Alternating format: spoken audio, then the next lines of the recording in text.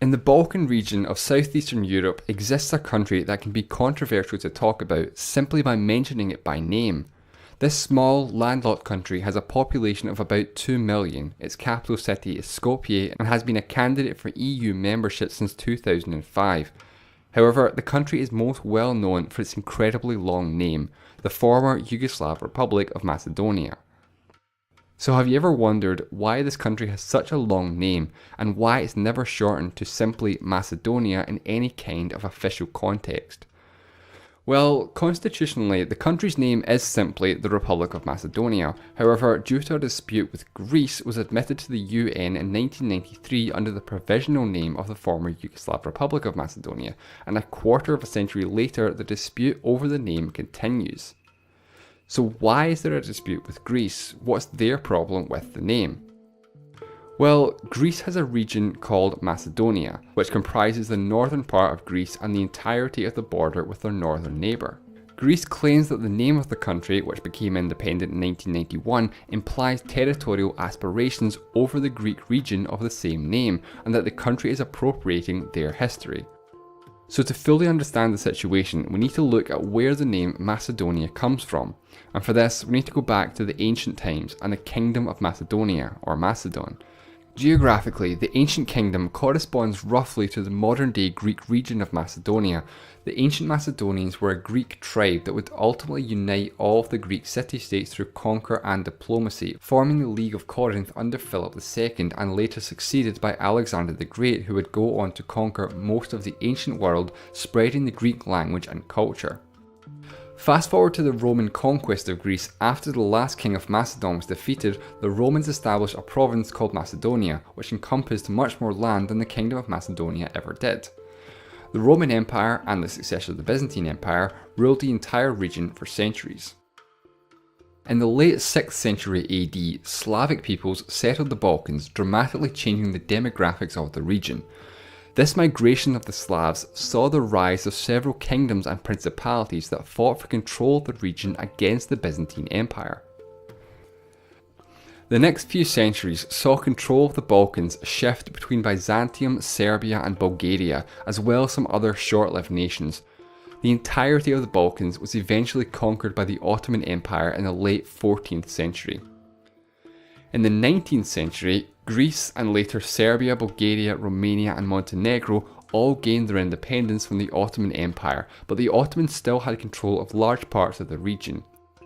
Just a few decades later though, in the Balkan Wars, the newly formed alliance known as the Balkan League, consisting of Greece, Bulgaria, Serbia and Montenegro, declared war on the Ottomans and took control of all of their European-controlled land. However, Bulgaria, not being satisfied with their share of the spoils of the war, invaded their former allies and neighbours, Greece and Serbia. Both attacks were resisted and both countries counterattacked. The Romanians and the Ottomans also joined in on the war, and Bulgaria found itself under attack by all four of its neighbours simultaneously. Bulgaria ended up losing land to all of these neighbours in the following peace treaties. The cause of the initial invasions by Bulgaria was that in the Balkan League agreement, Bulgaria was promised most of Macedonia. However, before the end of the war, Serbia and Greece made plans to hold on to the lands that their forces had occupied.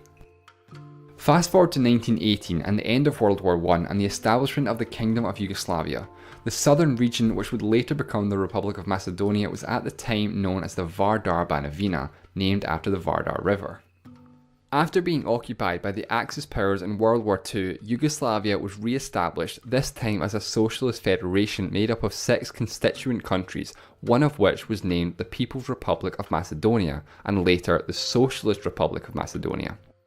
During the breakup of Yugoslavia, the Republic of Macedonia declared itself an independent country in 1991 and became the only country to break away from Yugoslavia peacefully, avoiding the Yugoslav wars and the other constituent countries. So this marks the beginning of the dispute with Greece, with their declaration of independence. Now at the time, it wasn't just the name that Greece took issue with, but also the newly independent country's flag, which featured the Virginia sun, which was a symbol used by the Argead dynasty of Macedon and found in ancient Greek artifacts.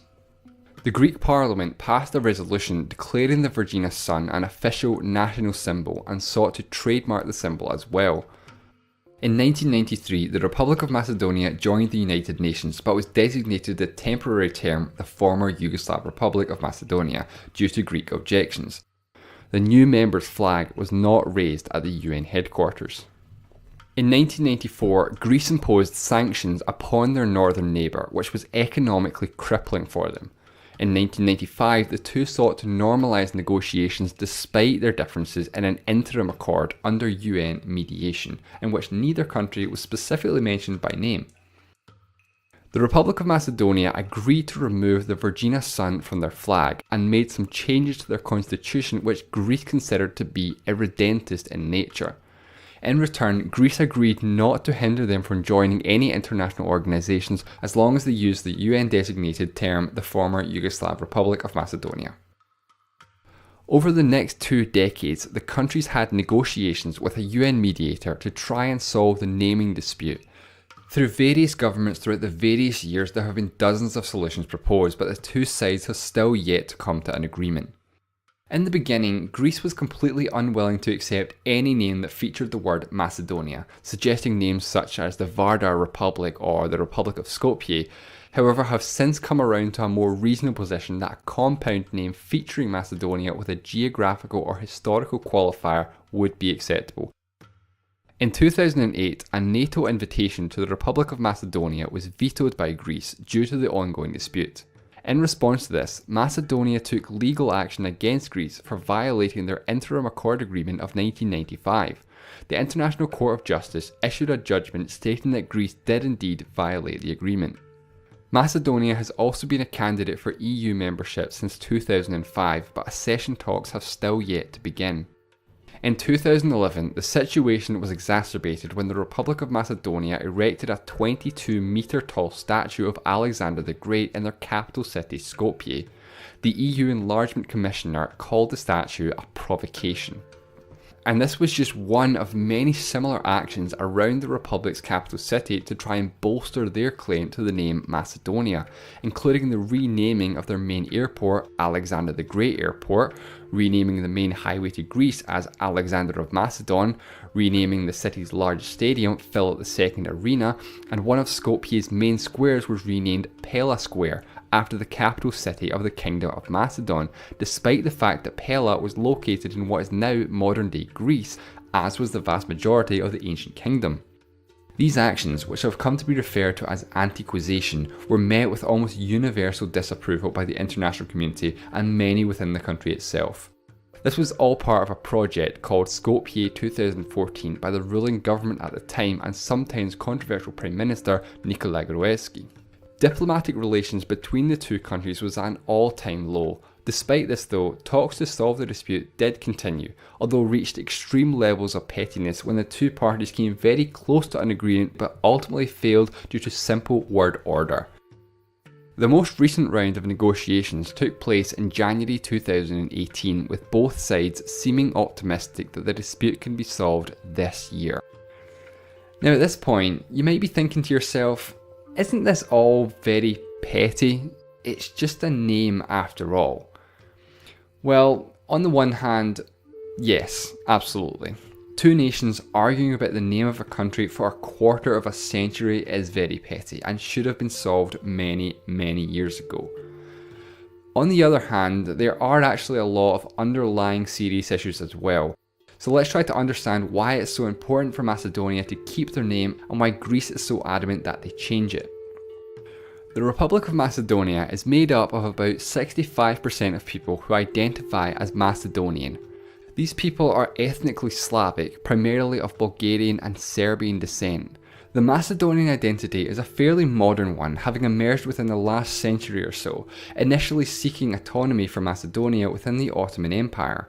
In 1893, the internal Macedonian Revolutionary Organisation was founded to fight for the Macedonian cause. The name Macedonia was chosen for the constituent country of Yugoslavia as a way of distancing the population from their neighbour Bulgaria, who are both ethnically and linguistically very similar.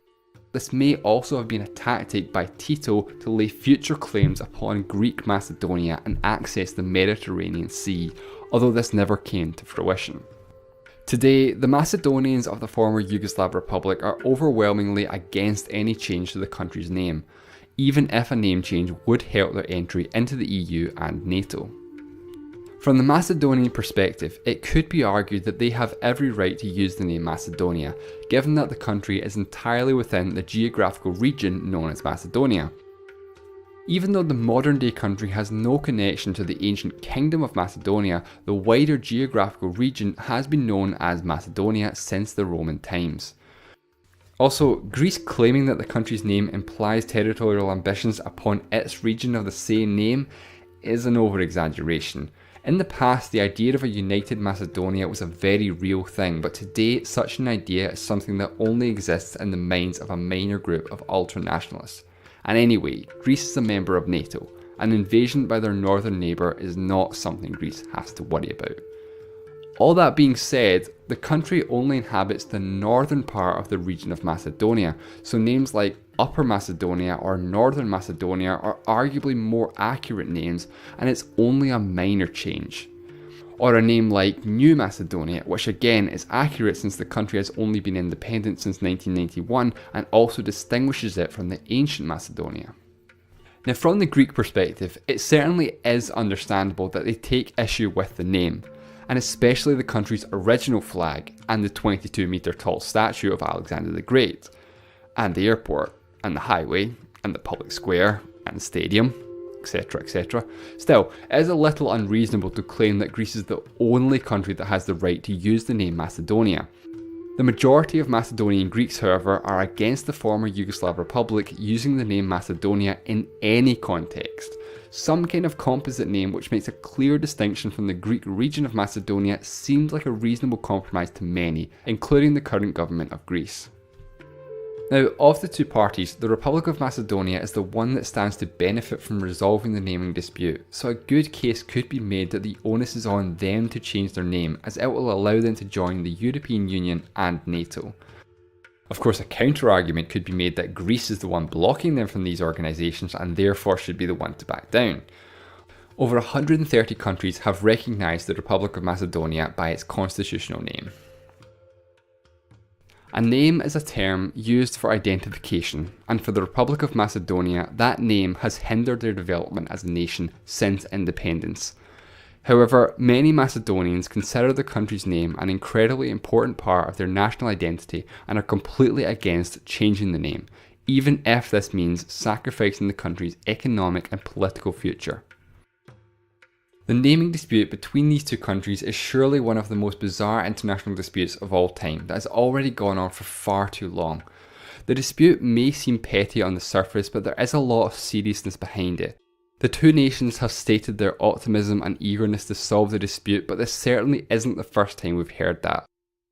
For the sake of the country whose name I've already said far too many times, and for the region of the Balkans as a whole, let's hope this dispute can once and for all be put to rest and resolved, and that a disagreement over a country's name doesn't continue for another quarter century.